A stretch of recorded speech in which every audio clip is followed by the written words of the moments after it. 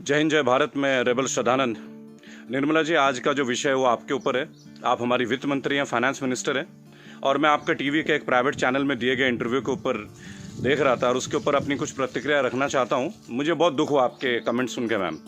मुझे नहीं पता आप ये आंकड़े कहाँ से लाती हैं। आपने उस इंटरव्यू में ये कहा मैम कि लोअर मिडिल क्लास जो होती है भारत में, उसकी न्यूनतम इनकम जो है यानी मिनिमम इनकम है वो 6 लाख से शुरू होती है और मैक्सिमम इनकम 18 लाख तक जाती है। मैम, मुझे बहुत दुख हो रहा है कि पता नहीं आपने इकोनॉमिक्स की पढ़ाई कैसे करी होगी। आप जानते हैं मैम लोअर मिडिल क्लास का मतलब क्या होता है, या लोअर का मतलब क्या है, इसका अर्थ आपको पता है मैम? लोअर, एक सिक्योरिटी गार्ड मैम 8 से 10 हज़ार रुपये कमाता है मैम पूरे साल में 1,20,000 रुपये। उसे आप कौन से क्लास में रखना चाहेंगे मैम? एक नया क्लास क्रिएट कर देंगे क्या? 6 लाख रुपए मैम, जानते हैं 6 लाख रुपए क्या होता है मैम? 6 लाख में अगर लोअर मिडिल क्लास फैमिली को मिलने लगे ना मैम, वो उसमें से 4 लाख रुपए साल के सेव कर लेंगे। वो अपने बच्चों को आपके सो कॉल्ड इतने अच्छे गवर्नमेंट एडेड एजुकेशन स्कूल्स में पढ़ाएंगे, गवर्नमेंट एडेड हॉस्पिटल से उनकी चिकित्सा करवाएंगे, और आपके इतने अच्छे अच्छे आधुनिक फैसिलिटीज़ जो पिछले 7 ईयर से बीजेपी गवर्नमेंट प्रोवाइड कर रही है, वह हम इंडिया में, हम वर्ल्ड में बहुत अच्छे रैंकिंग में आ रहे हैं, जैसे कि बीजेपी का ग्राफ बताता है। वास्तविकता क्या है वो तो हम लोग जानते हैं मैम। मैंने भी वोट किया मैम, बीजेपी को वोट किया, लगातार 2 बार वोट किया। लेकिन मैं आप जैसे नेताओं की जब सुनता हूँ ना मैम स्पीचेस, और आप लोगों के आंकड़े, आपके जो डेटा बैंक, आप ये डेटा बैंक कहाँ से लाती है मैम, ये सोच के मैं बहुत सरप्राइज रहता हूँ मैम। आपने बोला 6 लाख न्यूनतम है, 18 लाख मैक्सिमम है मैम। 18 लाख समझते हैं आप मैम? 18 लाख क्या होता है मैम? 18 लाख तो मैम एक अच्छे खासे MBA का पैकेज नहीं है एनम में मैम, पर एनम का, वो भी टॉप इंस्टीट्यूट में पढ़ के। आपके सो कॉल्ड कॉलेजेस से जो बच्चे निकलते हैं MBA BTech, आप जानते हैं इनकी पैकेज कहाँ से स्टार्ट होती है मैम? तो इसका मतलब ये सब लोअर मिडिल क्लास में आते होंगे आपके हिसाब से। So called good MBA, so called good BTechs and MTechs, ये तो लोअर मिडिल क्लास से आते होंगे मैम। हायर वाले कौन होते होंगे ma'am? Highly rich people, highly rich industrialist. Upper middle class तो फिर आसमान में रहने और जमीन पर रहेंगे ही नहीं। अपने आंकड़े ठीक कीजिए मैम, देश एक मुश्किल दौर से गुजर रहा है। आप किस तरह की स्टेटमेंट दे रहे हैं? आपने उस दिन बोला मैं मुद्रा लोन में हमने इतने इतने लोगों को दिया, हमने उद्योग वालों को दिया, हमने बुनकरों को दिया। मैम आपने किसको क्या दिया? पेपरों में दिया है क्या मैम? आपको मैं चैलेंज करता हूँ Nirmala Sitharaman ji, I am officially challenging you ma'am. 100 youth लेके मैं आपके पास आने को तैयार हूँ, जो ग्रेजुएट्स हैं, पोस्ट ग्रेजुएट्स। आप मुझे ये बताएं कौन से ब्रांच से आप उनको ये लोन देंगे मैम। मैं आपके पास ले आता हूँ मैम, और मैं नतमस्तक हो जाऊंगा, क्योंकि जब आप 100 को देंगे, अगला 1 लाख यूथ मेरे साथ तैयार होगा मैम। केवल टीवी में आके ऐसे इंटरव्यूज मत दीजिए मैम। आप लोग अपने घरों में बैठ के थाली पीट रही हैं और आके अपने ये वक्तव्य सुना रहे हैं। अरे आप लोगों को अंदर आइए मैम, लोगों के बीच आइए। आपको तो अभी तक लोअर मिडिल क्लास फैमिली के डेफिनेशन नहीं मालूम है। और मैम एक सवाल है मेरा आपसे और मोदी गवर्नेंस से, आप मुझे ये बताएं मैम कि राजनीति एक सेवा है या नौकरी है? मेरे स्पीचेस बेसिकली मैम कभी होते नहीं है, मैं लिख के कभी नहीं लाता मैम। जो मेरी खुद की फीलिंग्स है, मैंने अपने नाम में रेबल शब्द इसलिए क्योंकि जो गलत है मैं तो बोलूंगा ma'am. I have the right to express my views. आप मुझे ये बताएं मैम, पॉलिटिक्स, राजनीति, इज इट ये सेवा है मैम या नौकरी है? अगर सेवा है तो मैम आप लोग तनख्वाह मत लीजिए मैम, और पेंशन मत लीजिए। इतनी हाई सैलरी है आप लोगों की, इतनी फैसिलिटीज है मैम, टेलीफोन कॉल्स की फैसिलिटी, AC की फैसिलिटी, बिजली की फैसिलिटी, ड्राइवर की फैसिलिटी, हाई क्लास ट्रेन की फैसिलिटी, फ्लाइट्स की फैसिलिटी, पेट्रोल की फैसिलिटी। मत लीजिए मैम। आप आइए लोअर मिडिल क्लास फैमिली की तरह लाइफ को स्पेंड कीजिए, अगर आप सेवा करना चाहती है मैम। और अगर ये नौकरी है मैम, पॉलिटिक्स, अगर राजनीति आप लोगों के लिए नौकरी है मैम, तो इसका कोई एजुकेशनल मापदंड होगा ना मैम, कोई एजुकेशन क्राइटेरिया तो होगा। मोदी जी, मैं आपसे क्वेश्चन पूछना चाहता हूं कि ऐसा कौन सा डिग्री ले लिया मैं निर्मला सीतारमण जी ने, जो आप एक पहले इनको आप डिफेंस मिनिस्टर बनाते हैं, चंद महीनों के बाद आप इन्हें मिनिस्ट्री ऑफ फाइनेंस दे देते हैं। अरे डिफेंस तो हमारी शक्ति परीक्षण की बात है। It is about our valour, it is about our strength, it is how much mentally fit we are, how much physically tough we are. How can you give a position, both the position to a same person?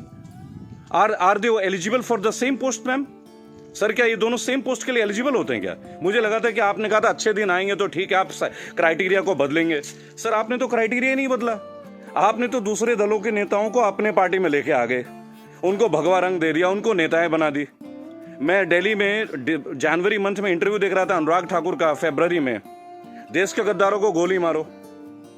बड़ी अजीब बात है, highly educated हैं, cricketer हैं वो, शायद BCCI के हैं, और तो और अमित शाह के पुत्र जो वो सेक्रेटरी बन जाते हैं। लोगों के ऊपर आप लोगों को बड़ा अच्छा लगता है। आपकी IT टीम के ज़्यादातर लोग राहुल गांधी को पप्पू पप्पू कप्पू करके बुलाते हैं। देखिए मैंने एक बात सीखा है, अगर आपको हंसना है ना तो सबके साथ हंसें। If you want to laugh, laugh with others. Don't try to laugh at others. It doesn't show your good politics, it shows the political vendetta. अभी प्रियंका गांधी जी ने बसों का इंतजाम किया तो बहुत सारा हवा मच गया कि भाई ये गाड़ियों टेम्पो हैं, वो हैं, फलाना है, ढहका है। अरे सर, आप 2000 बसें लगा दीजिए ना।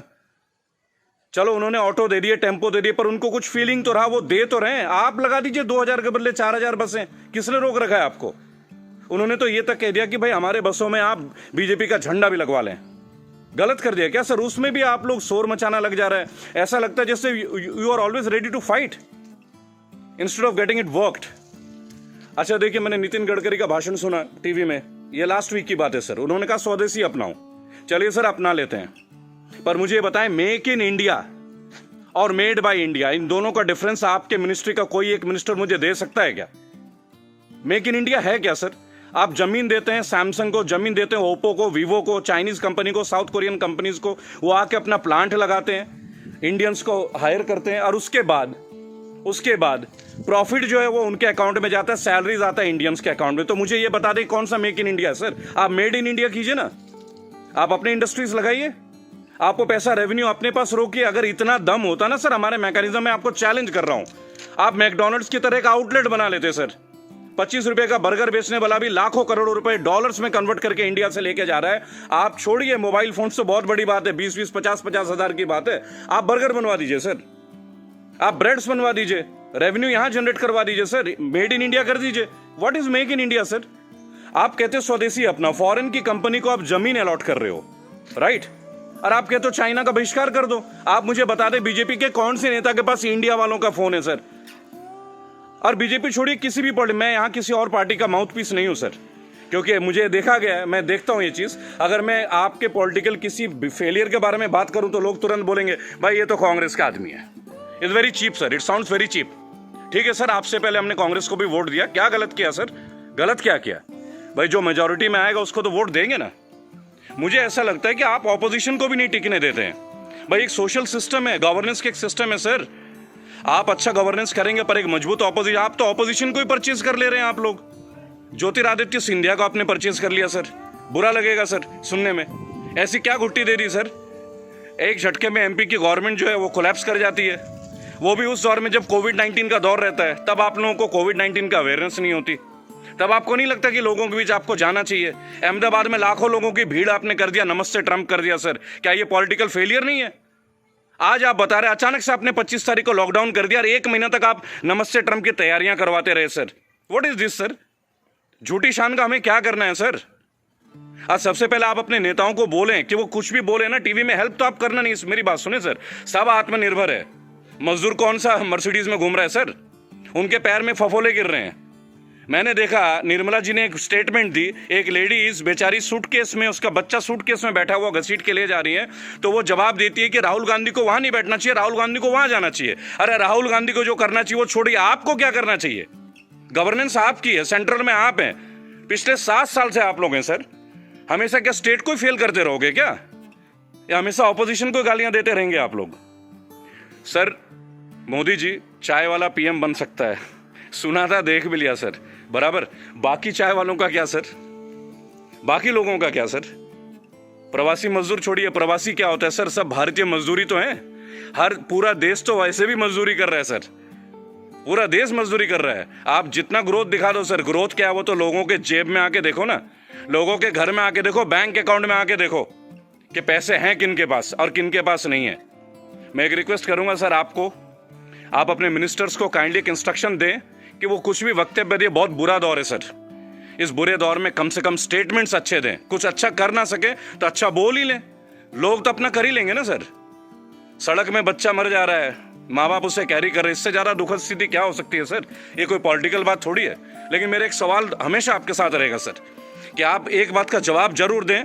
और जो भी लोग इस वीडियो को देख रहे हैं, अगर आपका संपर्क किसी भी पार्टी से है, कांग्रेस से है, समाजवादी पार्टी से है, तृणमूल कांग्रेस के लोगों से, कृपया मेरा वीडियो उन तक पहुंचाएं और उनको बोलें कि ऑपोजिशन इसलिए कमजोर है, केवल एक कारण है, क्योंकि इन पॉलिटिकल ग्रुप्स के जितने भी लोग होते हैं ना सर, जो सो कॉल्ड प्रदेश प्रवक्ता होते हैं, शायद वो बेहद कमजोर हैं। सांबित पात्रा से कैसे बहस कर रहे हैं, मुझे खड़ा कीजिए सर, मैं बताता हूं सांबित पात्रा से क्या बात करनी है, डेटा के साथ। स्मृति ईरानी के साथ बात करना है, मैं करूंगा सर। मैं उनसे पूछूंगा उनका क्या एजुकेशन क्वालिफिकेशन था जो उन्हें शिक्षा मंत्री बना दिया गया था। आप सीबीएसई को हैंडल, मेरे पास बहुत मुद्दे हैं सर, देश के करंट मुद्दे हैं। और सर चिंता मत कीजिएगा, मुझे आपसे कुछ हेल्प नहीं चाहिए सर, प्लीज फाइनेंशियली मुझे आपसे कोई हेल्प नहीं चाहिए, आपकी पार्टी से तो कम से कम कुछ भी नहीं चाहिए। मेरे दोस्तों, अगर आप ये वीडियो देखते हैं प्लीज शेयर कीजिए। मैं चाहता हूं कि एक बार मंच पे आने का मौका मिले सर। और अर्नब गोस्वामी जी, आप जो जिनको बुलाते हैं दूसरे ग्रुप के लोगों का, बोलते it is my show, it is my show, god damn it, if it is your show why are you calling other people man? Don't call them. अगर आपको लोगों को बुलाना है, बात करना है तो मिलें, बात करें, उनकी सुने। केवल चिल्लाने से आप अच्छा एंकर नहीं बन जाते sir. I am very sorry to say, that is the worst type of journalism I have ever seen. I am very unhappy sir. मुझे लगता था आपके अंदर स्पिरिट है, पर आप तो लोगों को शोर मचा के चैनल ब्लॉक कर देते हैं, उसको बाहर कर देते हैं। What is this way of journalism sir? कि मेरे इस सवाल का जवाब दीजिए। मेरे इस क्या फिल्मी शूटिंग करते हैं क्या सर आप? चलिए सर, मुझे बुलाइए अर्नब जी एक बार अपने चैनल पे, बुलाइए मुझे। 5 स्टैटिस्टिक्स पे बात करूंगा, ग्राफ के साथ बात करूंगा, डेटा के साथ बात करूंगा आपके साथ। उसके बाद अगर आपकी बोलती ना बंद कर दी ना सर, तो मेरा नाम बागी श्रद्धानंद नहीं।